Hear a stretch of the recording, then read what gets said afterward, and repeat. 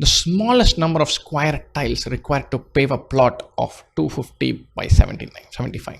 And so think about this. This is 250, this is 75. Imagine we put small square tiles here.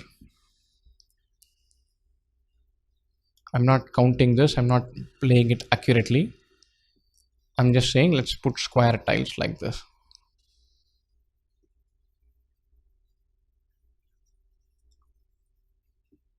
Let's say square tiles have side A by A. Some number of A equal to 75. Some number of times A is equal to 250. Or A is a factor of 250 and 75. Only then we'll have a complete nicely closed figure. Otherwise something will be left out or something will be spilling over. Right?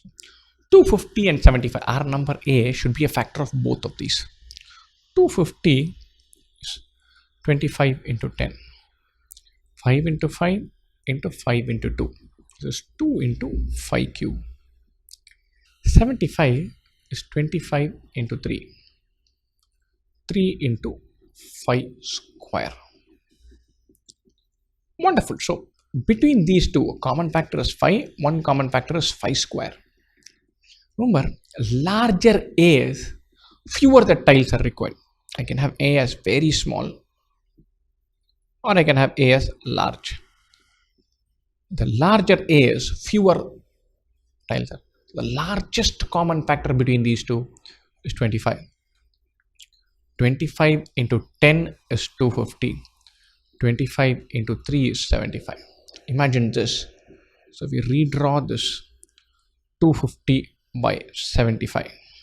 Then break this as 1, 2, 3, 4, 1, 2, 3, 4, 10 pieces like this, 3 pieces like this. 3 across will cover the 75.